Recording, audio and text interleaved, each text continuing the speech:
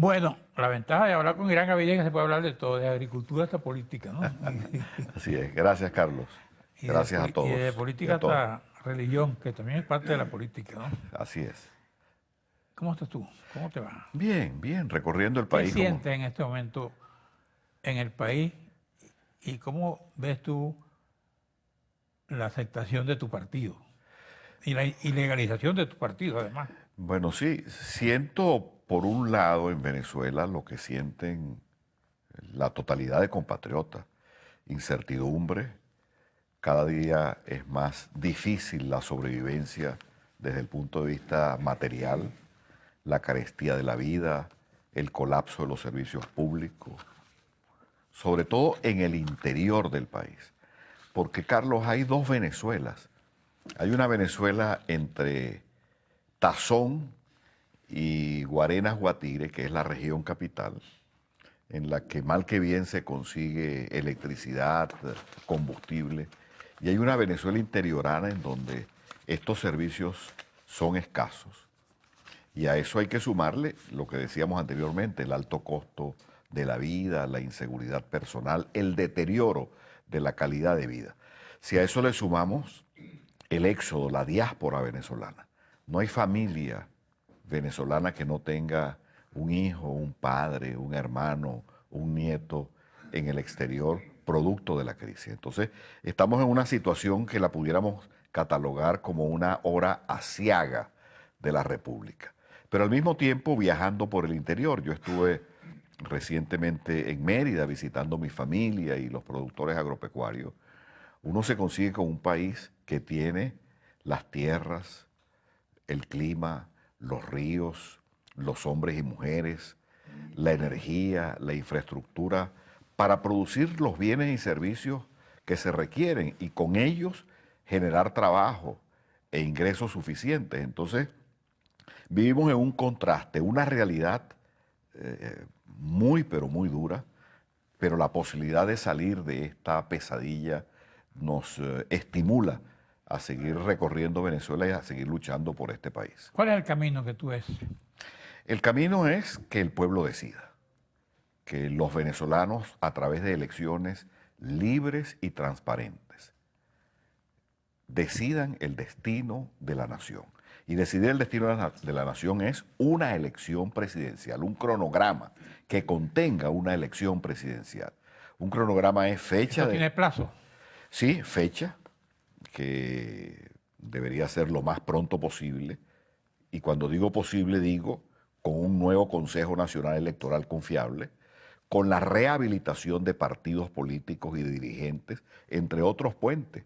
El partido nuestro, Partido Unión y Entendimiento, junto a Acción Democrática, Voluntad Popular, Primero Justicia, Un Nuevo Tiempo, la Causa R, entre otros, hemos sido de manera ilegal e inconstitucional ilegalizados. Hay que rehabilitar los partidos políticos.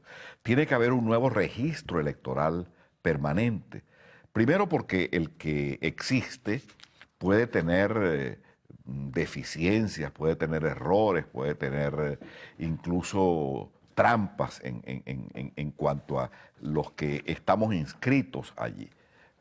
Entre otras cosas porque para registrarse como elector solo se requiere la cédula de identidad y no piden datos, ¿Dónde está la trampa? que no piden datos filiatorios. Entonces habría que revisar el registro electoral actual, uno para limpiarlo de esos electores fantasmas o ilegales, pero otro para que cada venezolano esté dentro de nuestras fronteras o no esté en el exterior, pueda ejercer el derecho al voto. Porque aquel venezolano que vivía en Cagua y que votaba en Cagua y que hoy está en Nueva Zelanda o en Lima o en Ecuador, tiene derecho a elegir. Entonces hay que tener un nuevo registro electoral permanente y hay que tener observación internacional. Entonces, todo esto Okay. es el cronograma electoral. ¿Cómo ves tú la oposición en su conjunto? Muy unida, básicamente unida. Creo que a partir de enero de este año, de 2019, con la elección de Juan Guaidó como presidente de la Asamblea Nacional el 5 de enero, y el trazado de una ruta que tiene como clímax como punto final las elecciones libres y transparentes, veo a una oposición fundamentalmente unida. ¿Tú eres optimista sobre Barbados? Sí, yo creo que el camino es ese, el camino es la negociación y que de Barbados debe salir un cronograma electoral. Vamos a un receso y cuando regresemos tocaremos un tema del cual tú eres muy especialista, la agricultura y la cría. Así es, así es.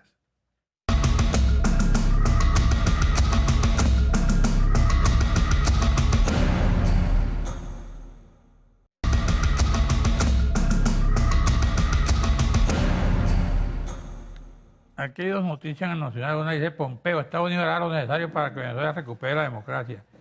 Y otra cosa dice, embajador expulsado regresó a Venezuela por petición de Guaidó. ¿Tú qué sabes de eso? ¿Cuál es la segunda? La Un segunda. embajador alemán regresó por petición de Guaidó. Y lo de Pompeo. Lo de Pompeo, yo creo que la comunidad internacional democrática ha jugado un buen papel, y particularmente los Estados Unidos, presionando al régimen a que haga elecciones libres y transparentes. Y el regreso del embajador Daniel Kriner a Venezuela diría dos cosas. Uno, no ha debido ser expulsado, porque Alemania forma parte de la Unión Europea y el embajador Daniel Kriner lo que ha hecho durante su gestión es ratificar la posición de la Unión Europea, que es, debe haber en Venezuela un proceso de elecciones libres y transparentes. Y ahora que regresa, pues la bienvenida al embajador. Aquí estuvo recientemente Jesús Farías, porque vienen de todos los partidos, de todas las tendencias. Claro, y él decía que el problema de la oposición es que no tenía gente. ¿Tú qué piensas? ¿Ese puente está pegado en eso? No, si uno ve los desplazamientos de Juan Guaidó por Nueva Esparta, por Falcón, sí, por Zulia, por Mérida, por Lara, y ve el entusiasmo que él ha despertado.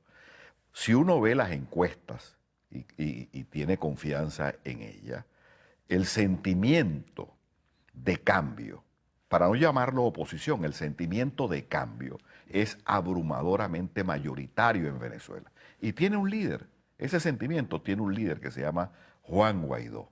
De forma tal que si aquí, como debe haber, como consecuencia de las negociaciones en las cuales Noruega ha participado y que se hicieron primero en Oslo y ahora se están haciendo en Barbados, llegamos a un cronograma electoral y yo confío que así será, nosotros vamos a tener un líder en la conducción de los asuntos públicos, que es Juan Guaidó, que representa las grandes mayorías nacionales. Los partidos tradicionales aceptan también a Guaidó. Sí, sí.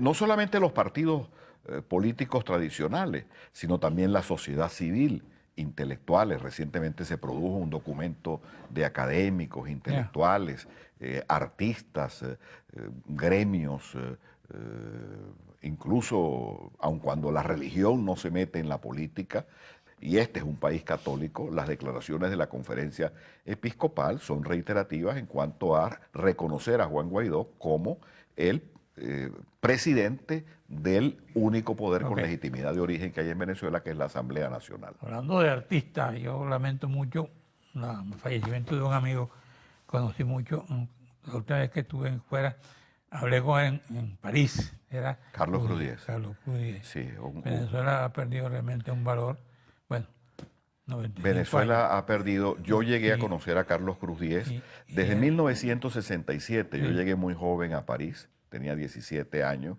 y conocí a Carlos, conocí a Jesús Soto, a Juvenal Ravelo, a Narciso de Bur, a Rafael Martínez, a Franceschi, Rafael Franceschi, el grupo de artistas cinéticos. Él siempre me decía que su gran ambición era volver a Venezuela para formar nuevos profesionales del arte. Y yo digo, bueno, bienvenido, profesor. Carlos es... porque bueno, se fue el hombre físico, que era Carlos Cruz Diez, pero queda una obra que no es solamente venezolana o francesa, sino que es una obra planetaria, y era un ser humano de una calidad excepcional. Excepcional. Bueno, hablamos de la agricultura.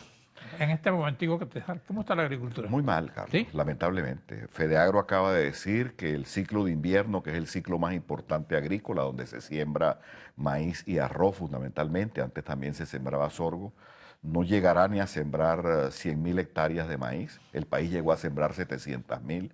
Habrá caída en la producción de maíz, de arroz, de café, de carne, ¿Y qué vamos a comer? de leche. Poco. La FAO, la Organización de las Naciones Unidas para la Agricultura y la Alimentación, que antes había sido generosa en sus reportes sobre Venezuela, dice que el país de América Latina en donde hay más hambre es Venezuela y habla de una cifra superior a los 20 millones de habitantes que no hacen las tres comidas y pasan hambre. La última encuesta en COVID de las universidades decía que el 87% de los venezolanos, 5 de cada 6, no tienen, están en situación de pobreza de ingresos, no tienen para comprar la comida.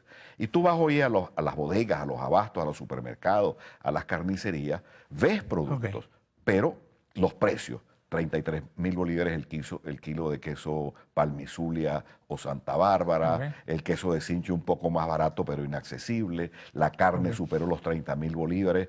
Entonces, la caída de la producción de maíz, de pollos, de huevos, de cerdo, de carne, de leche, de café, hace que haya menos producción, encarece y luego no hay capacidad de importación porque las finanzas públicas fueron saqueadas verdaderamente. Bueno, estamos terminando el programa y quiero recordar esto. Este mes estuviera cumpliendo 100 años un amigo común, el gran Luis Miclena. un gran señor. Un gran señor, un gran venezolano. Un hombre de una sola pieza. Una sola pieza, un político que sirvió de ejemplo a muchas generaciones y todavía la gente cuando habla de él habla con respeto. Con respeto y admiración Nunca de una sola pieza. Él porque nunca sintió nada hacia el ser humano, sí, sino admiración. Admiración. La pieza de Luis Miclena era la pieza de un luchador incansable, a riesgo de su vida y de los privilegios del poder contra las dictaduras y la hegemonía del poder. Un abrazo, Yajaira. Un abrazo a los Gracias, familiares. Irán. Gracias a ustedes, amigos televidentes. Nos vemos aquí mañana a esta misma hora.